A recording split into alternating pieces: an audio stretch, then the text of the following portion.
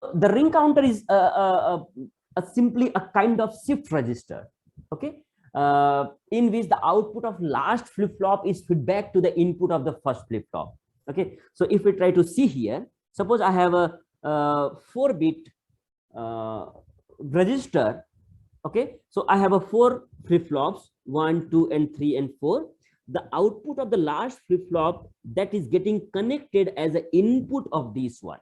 Okay, because we are making the the ring counter is nothing but this is just like one kind of the shift register. So I can use D flip-flop instead of JK or the T flip-flop. Okay, so D flip-flop may be utilized to design the ring counters, because the ring D flip-flops are basically utilized, they are just a delay counter and a delay kind of the elements, and they used to pass the same logic at the output of that flip-flop after certain delay. Okay, so the ring counter is nothing but this is one kind of the shift register, and the output of last one is connected to the first flip-flop. Then why we are saying it as a counter?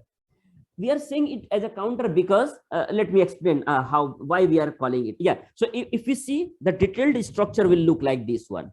Okay, so here the input, let us assume I have provided some input, the output of the first flip-flop that is connected to the input of the second flip-flop, and so on, and the output of last flip-flop that is connected with the input of the first flip-flop. Okay, so this is how we can design this ring counter. And we can also take the output parallelly from all the outputs, from output of all the flip-flops. So this is also possible. Okay, if we try to make the timing diagram of this counter, how it will look like, let us try to see here.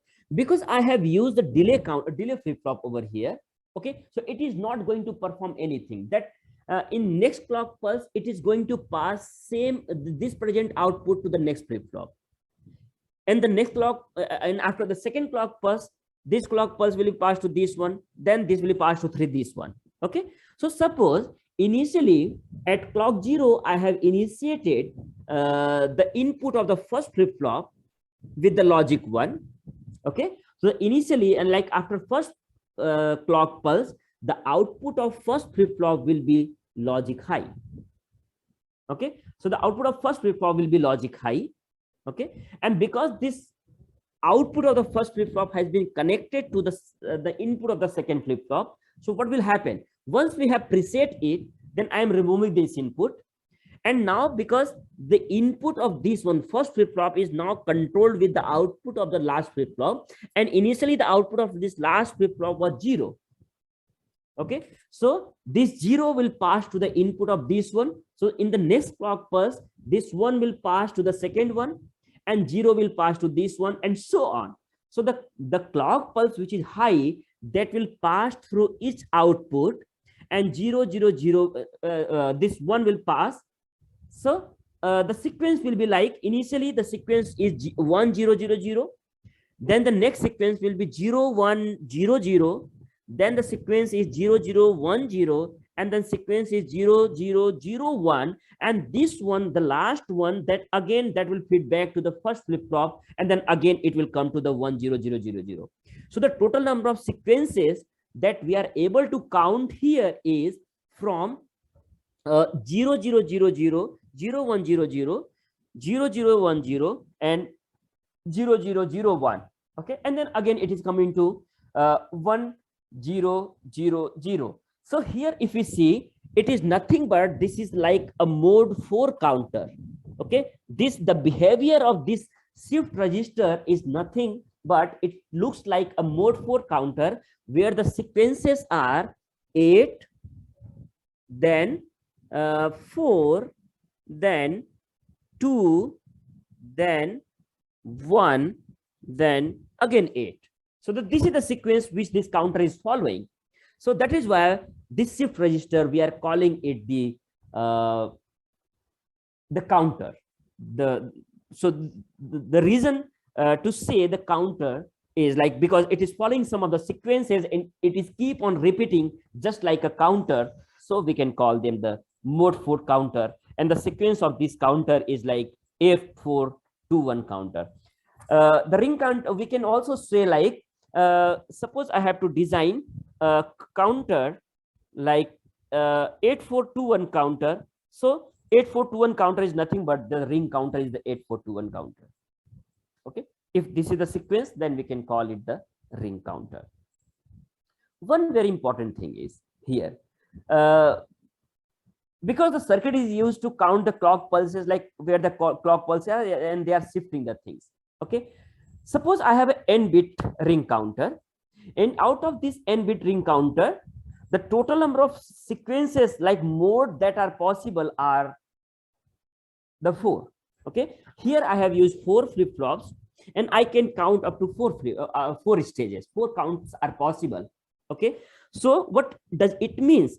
If I am designing n-bit ring counter, okay, if I am designing n-bit ring counter, so the total number of counts are n only. Okay, so if you see here,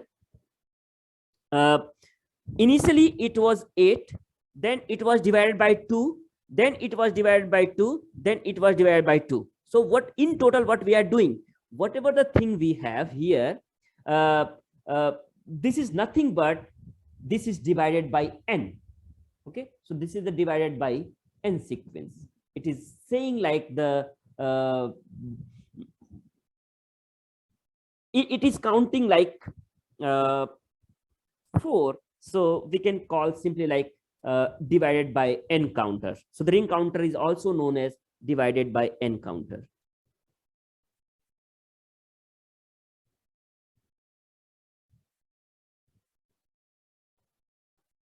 Okay, so the clock frequency, yeah, f output is nothing but f clock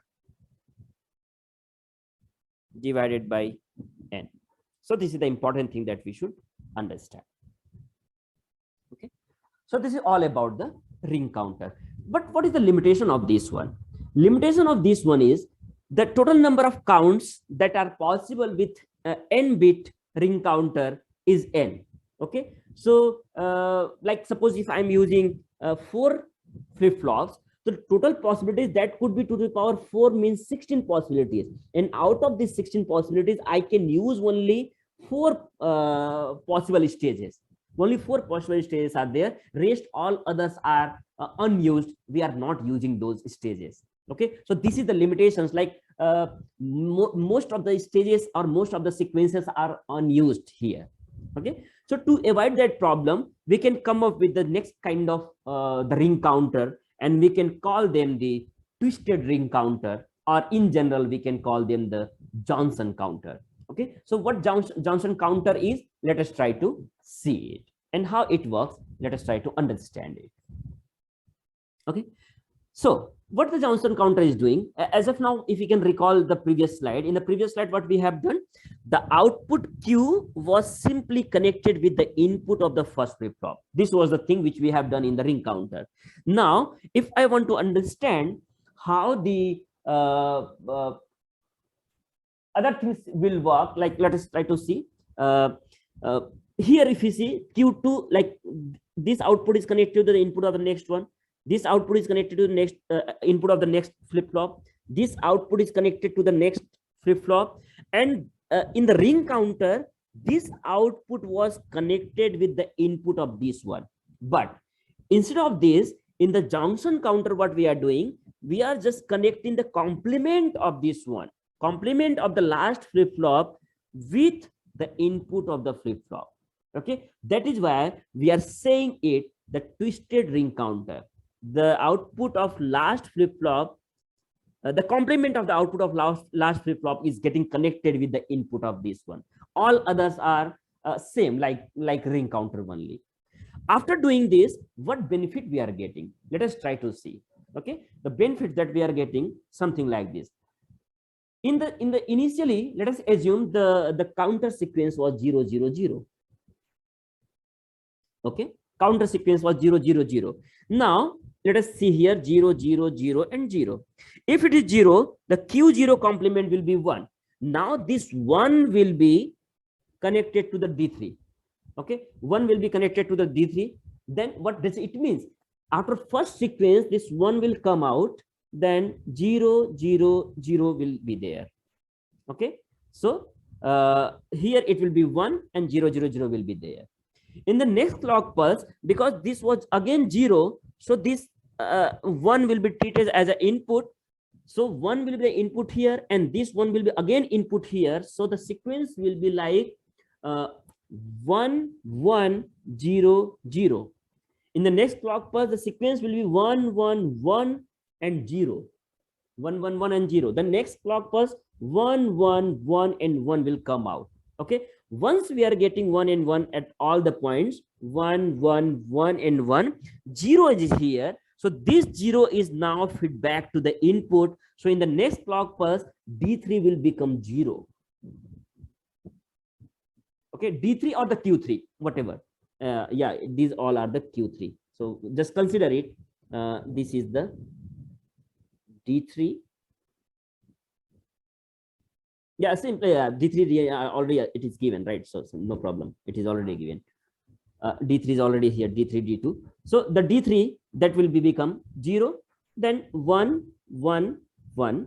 Then this 0 will act as an input for the next one. So 0, 0, 1, 1, 0, 0, 0, 1, and then 0, 0, 0, 0. So if we try to see here, in the ring counter, the total possible stages were 4 if I have a 4 number of flip-flop. But here, if I try to count, the total possible sequences are 8. Okay, so then after it is getting repeated. So the valid sequences are getting doubled. So this is what the benefit which we are getting out of it. So this is how the sequence will look like. Okay, so what it means, the circuit is used to count the clock pulse. Okay, and the n bit, the twisted ring counter can count up to 2n counts. Okay, n bit count can this can count, like suppose I have a 4 number of flip flop, so total number of counts will be 8. So the total number of count will be 2n. Okay, so the counts will be 2n. Okay, so simply this the frequency of the clock pulse, simply just